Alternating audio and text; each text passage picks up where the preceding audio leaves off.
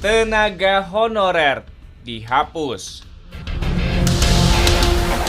Rapat kerja Komisi 2 DPR RI dengan Kementerian Pendayagunaan Aparatur Negara Reformasi Birokrasi dan Badan Kepegawaian Negara atau BKN untuk secara bertahap lanjutkan, terutama bagi para tenaga honorer yang telah mengabdi bertahun-tahun. DPR berharap pemerintah membuat skema atau roadmap yang jelas dan transparan tentang proses pengalihan tenaga honorer menjadi P3K. Jangan sampai para tenaga honorer yang selama ini sudah mengabdi kepada negara tidak diangkat. Atau ya, selamat pagi Pak Doli, Selamat apa pagi, kabar? Pagi. Kayaknya beda sekarang, jiwa muda. Jiwa muda. Pak Doli, kalau di segmen sebelumnya memang kami dengan Pak Sodik membahas masalah kasus yang berkaitan dengan nasib tenaga honorer di Indonesia.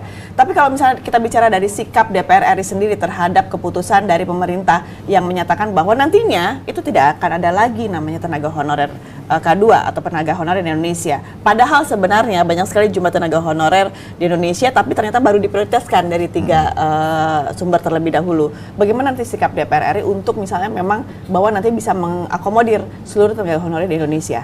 Iya, saya kira memang ini perlu diklarifikasi ya. Dalam waktu seminggu, 2 minggu ini saya kalau ditanya kawan-kawan media, saya selalu jelaskan ini.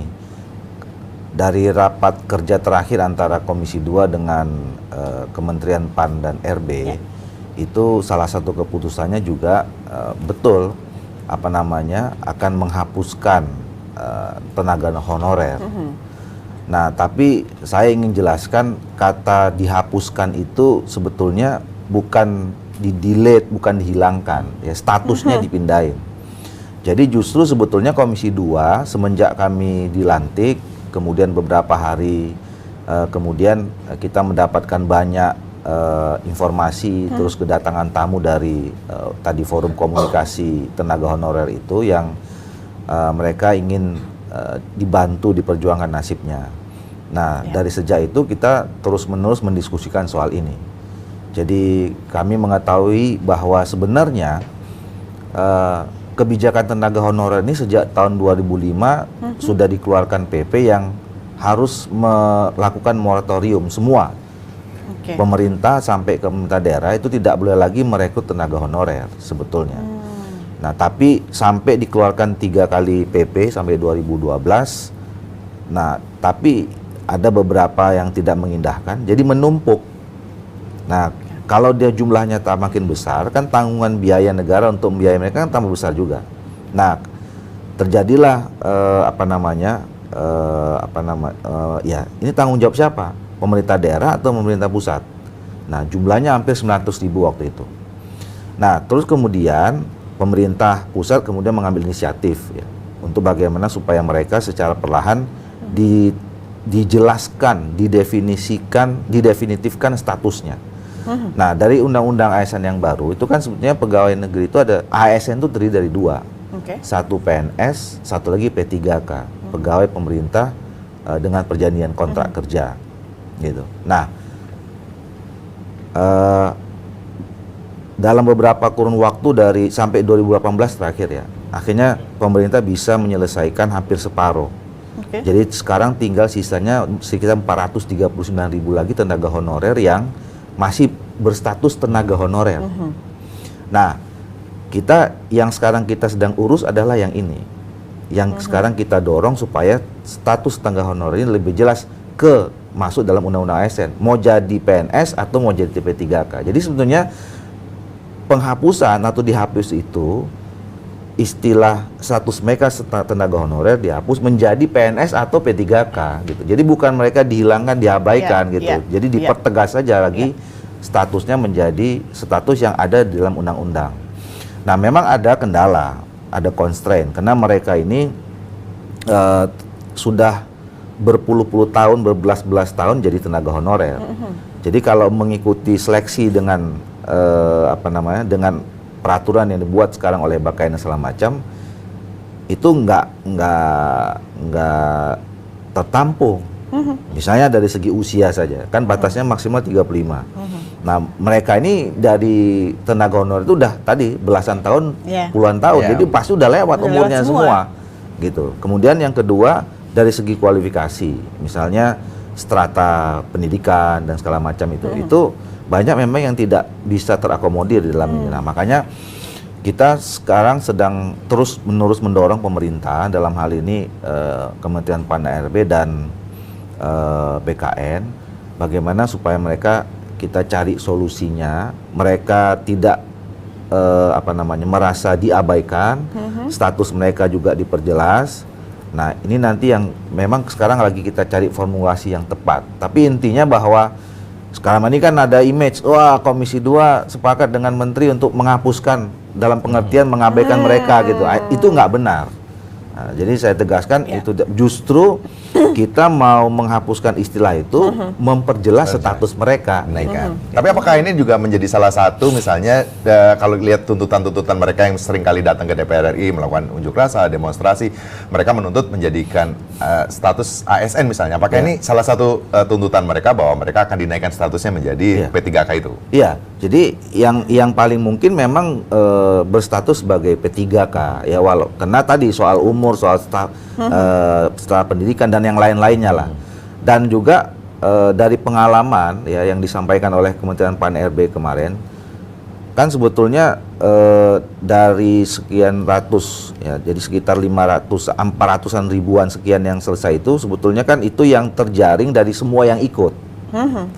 Artinya separuhnya itu memang tidak memenuhi kualifikasi. Nah, jadi ya Kementerian PAN-RB dan BKN itu juga sebetulnya sudah berupaya maksimal, tapi karena memang kebutuhan atau formasi yang dibuat setiap tahun baik dari Pemda maupun pusat, itu mereka nggak bisa masuk kualifikasi itu.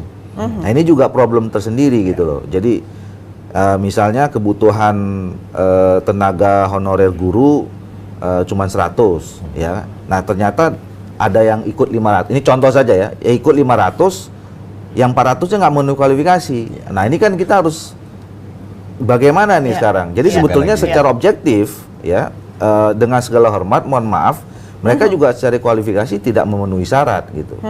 Nah, tapi kan jadi memang ini dilema. Kalau kita ikutkan dengan sesuai aturan, mereka pasti nggak bisa masuk. Tapi kan nasib mereka kan nggak kita bisa abaikan, karena mereka udah sekian puluh tahun mengabdi juga sebagai guru, sebagai tenaga kesehatan, sebagai tenaga administrasi dan segala macam itu. Nah, jadi ini yang sekarang lagi kita cari exit plan-nya supaya mereka itu ya dengan kualifikasi dan kemampuan yang mereka punya, tapi mereka juga bisa tertampung di ini. Nah, memang ini penyelesaiannya bertahap ya. Kalau secara grand design besar itu memang harus dilakukan penataan atau reformasi birokrasi kita. Karena dari informasi yang kita dapatkan 60-70% dari ASN kita seluruh Indonesia itu adalah tenaga administratif. Jadi terlalu besar. Terlalu besar ya. Gitu loh. Nah, dan mereka sebagian besar masuk dalam kategori ini. Nah, yang nggak masuk juga tidak memenuhi kualifikasi ini. Padahal tenaga administrasi ini kan sebetulnya yang paling levelnya yang di bawah gitu kan. Nah, tenaga-tenaga yang kualifikasi tertentu kan kita masih kecil. Ada sekitar 20-30% aja gitu. Ternyata complicated juga untuk bisa menyelesaikan Jadi kasus ini dalam waktu dekat ini kita tadi mendorong, bahkan kami membentuk panja. Jadi di Komisi 2 itu membentuk panja pengawasan khusus menangani soal tenaga honorer ini, dan itu sudah dibentuk. Ini kan jumlahnya kan sekitar 439.000 lagi. Berarti ini kan masuk pada kategori tenaga pendidik, tenaga kesehatan, sama penyuluh. Tiga prioritas utama. Tapi kan nggak menutup kemungkinan, Pak, sebenarnya di lembaga-lembaga lain kan juga masih ada loh status tenaga honorer itu sendiri. Nah, bagaimana mengakomodir yang di luar 3 unsur ini, Pak? Nah, itu juga kita sedang menginventarisir ya. Ada, saya lupa istilahnya apa selain tenaga honorer itu ya. Itu juga malah belum terdata gitu. Jadi itu satu problem sendiri. Yang kedua,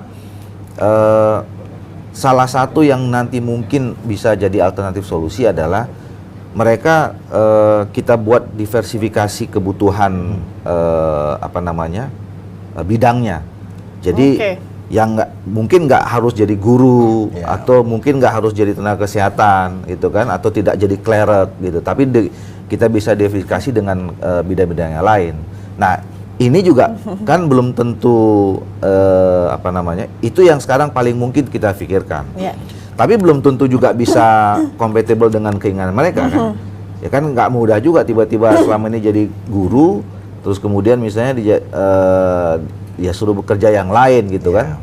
Ya tapi memang ini masalah yang pelik, makanya bertahun-tahun nggak selesai.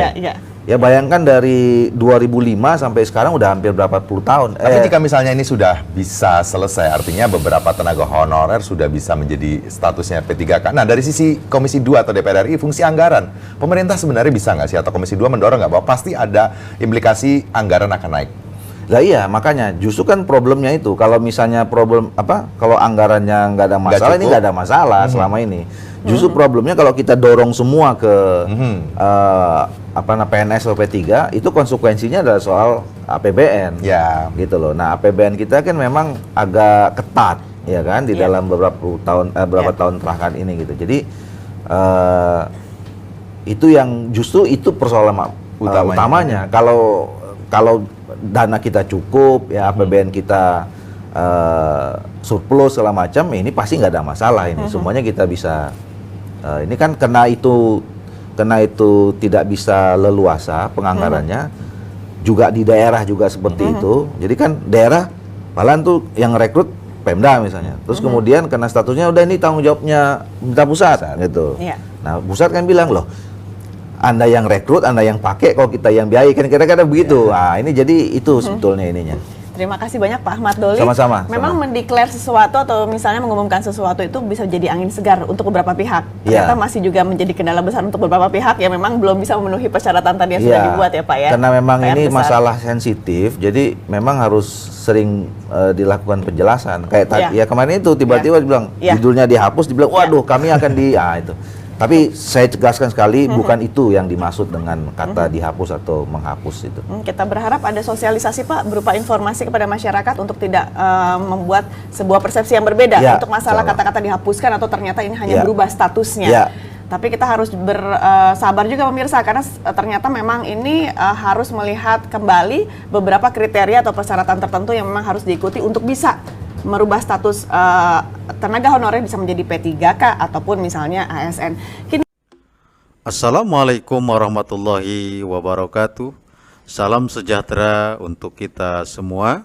Bertemu lagi di channel ini. Semoga kita semua berada dalam lindungan Allah Subhanahu wa Ta'ala, Tuhan yang Maha Kuasa. Dalam kesempatan video kali ini, kita akan mencoba mengupdate informasi tentang hasil rapat kerja Menpan RB, BKN, dan Komisi 2 DPR.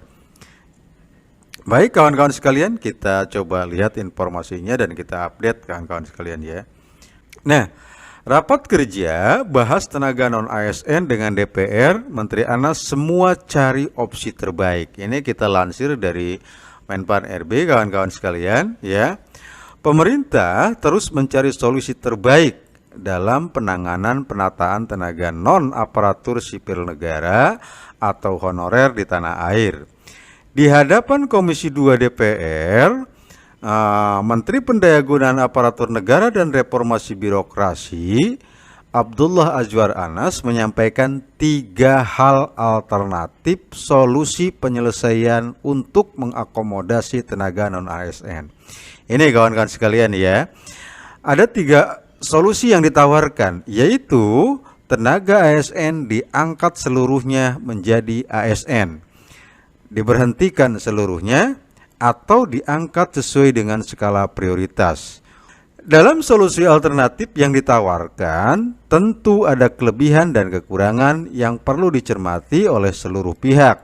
Prinsipnya, pemerintah ingin pelayanan publik dan reformasi birokrasi berjalan optimal. menuju birokrasi berkelas dunia, dan di sisi lain diupayakan agar tidak ada tenaga non-ASN yang kehilangan pekerjaan. Beber Anas. Alternatif solusi pertama, kawan-kawan sekalian, papar Anas, tenaga non-ASN diangkat seluruhnya menjadi ASN. Ini barangkali mudah-mudahan ini yang diambil opsinya kawan-kawan sekalian ya. Apabila seluruh tenaga non-ASN diangkat menjadi ASN, tentu butuh kekuatan keuangan negara yang cukup besar.